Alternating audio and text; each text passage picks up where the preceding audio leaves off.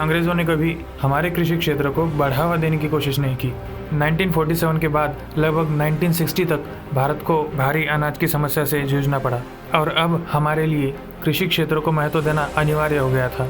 सरकार उद्योग को ज़्यादा प्रावधान देना चाहती थी, लेकिन चिदम्बरम सुब्रमण्यम जो उस वक्त के फूड एंड एग्रीकल्चर मिनिस्टर थे, उन्हें ये बात समझ में आ गई थी कि आत्मनिर्भर बनना कितना ज़रूरी है, भले ही वो महंगा क्यों ना पड़े।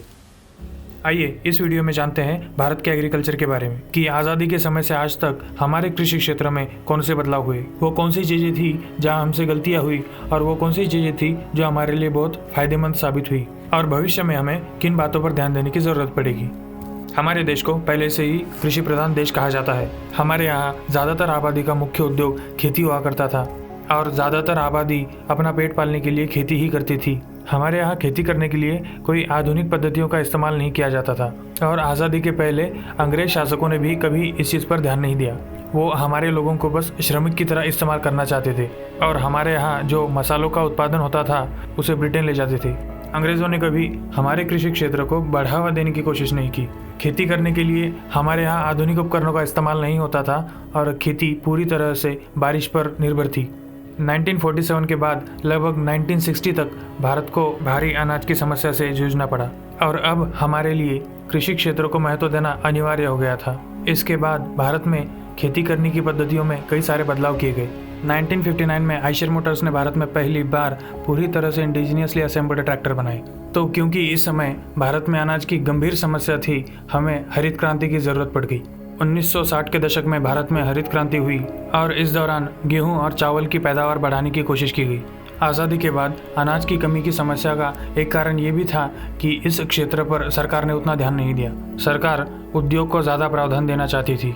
सरकार का मानना था कि हमारे यहाँ का प्रोडक्शन बढ़ाने के लिए और इंसेंटिव्स देने के लिए जितना खर्चा लगेगा उससे सस्ते में हम बाहर से इंपोर्ट कर सकते हैं और इस चीज़ के चलते हमारे यहाँ अनाज का प्रोडक्शन बढ़ा ही नहीं और वक्त के साथ बाहर से अनाज इंपोर्ट करना महंगा पड़ने लगा। हालत इतनी बुरी थी, अमेरिका ने तो हमें सुअरों को खिलाने वाले गेहूँ भेज दिए थे। लेकिन चिदम्बरम सुब्रमण्यम जो उस वक्त के फूड एंड एग्रीकल्चर मिनिस्टर थे, उन्हें ये बात समझ में आ गई थी कि आत्मनिर्भर बनना कितना ज़रूरी है, भले ही वो महंगा क्यों ना पड़े। चिदम्बरम सुब्रमण्यम ने एग्रीकल्चर रिसर्च में, फर्टिलाइज़र में और किसानों को सब्सिडीज देने में खर्चा करने की बात की, लेकिन उस वक्त के फाइनेंस मिनिस्टर इस चीज़ के विरोध में थे। लेकिन सुब्रमण्यम जी ने जवाहरलाल नेहरू को इस बात के लिए कन्विंस कर लिया कि हम कृषि क्षेत्र में खर्चा करेंगे। इसके बाद डॉक्टर एम.एस. स्वामीनाथन के नेतृत्व में गेहूं और चावल की ज़्यादा पैदावार देने वाली प्रजातियों को बनाया गया। भारत में हुई हरित क्रांति में डॉक्टर एम.एस. स्वामीनाथन का बहुत बड़ा हाथ था, इसीलिए उन्हें भारत की हरित क्रांति का जनक कहा जाता है। इसी के साथ खेतों में फर्टिलाइजर्स का भारी मात्रा में इस्तेमाल किया गया और किसानों को प्रोत्साहन देने के लिए सब्सिडीज दी गई और महज 2 सालों में हमारे किसानों ने गेहूं और चावल का प्रोडक्शन 2 गुना कर दिया। हमने प्रोडक्शन बढ़ा लिया, क्वांटिटी बढ़ गई, लेकिन क्वालिटी जो है वो खराब होती गई। रासायनिक खाद के बहुत ज़्यादा इस्तेमाल की वजह से अनाज की गुणवत्ता खराब होती गई और आने वाले समय में भी अनाज की गुणवत्ता ये एक बहुत बड़ी समस्या होने वाली है। आज हम अनाज के प्रोडक्शन के लिए पूरी तरह से सक्षम हैं, पूरी तरह से आत्मनिर्भर है। दुनिया में 2 नंबर पर गेहूं और चावल का सबसे ज़्यादा प्रोडक्शन भारत में होता है। इतना सरप्लस प्रोडक्शन होने की वजह से जिन देशों को अनाज की ज़रूरत पड़ती है उन्हें हम एक्सपोर्ट भी करते हैं। लेकिन हम अगर हमारे एग्रीकल्चर का कंपैरिजन इजराइल, अमेरिका, चाइना जैसे देशों से करें तो उन्होंने हमसे कहीं ज़्यादा तेज़ी से प्रगति की है और वो हमसे ज़्यादा बेहतर, कॉस्ट एफिशिएंट और लेबर एफिशिएंट खेती करते हैं। और अब हम क्योंकि जनसंख्या के मामले में नंबर 1 पर आ चुके हैं, हमें सस्टेनेबल फार्मिंग और सस्टेनेबल एग्रीकल्चर को डेवलप करने की बहुत ज़्यादा ज़रूरत है। आज भी कृषि क्षेत्र को मेंटेन रखने के लिए कई सारे इंसेंटिव्स देने पड़ते हैं और सभी किसान उतनी आमदनी नहीं कमा पाते जितनी उन्हें मिलनी चाहिए।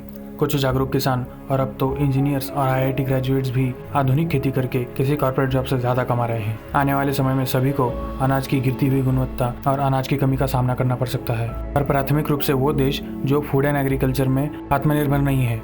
आने वाले समय में वही देश सस्टेन कर पाएंगे जो फूड और पावर सेक्टर में अपने आप को आत्मनिर्भर बनाएंगे। इस समय हमें प्रोडक्शन बढ़ाने की ज़रूरत नहीं है, लेकिन सस्टेनेबिलिटी लाने की ज़रूरत है। केमिकल फर्टिलाइजर्स का कम से कम इस्तेमाल किया जाना चाहिए और इसी के साथ साथ प्रोडक्शन भी मेंटेन रहे, यानी क्वालिटी और क्वांटिटी दोनों ही बेहतर होनी चाहिए। और वैसे भी हमारा किसान इतना सक्षम है कि वो कृषि क्षेत्र में आने वाली किसी भी समस्या का समाधान और मुकाबला कर सकते हैं, लेकिन समस्या उत्पन्न होने से पहले ही तैयार रहना कहीं ज़्यादा बेहतर होता है। तो इस वीडियो के लिए इतना ही। तब तक अपना ढेर सारा ख्याल रखिए, क्योंकि तुम सा इस दुनिया में कोई और नहीं।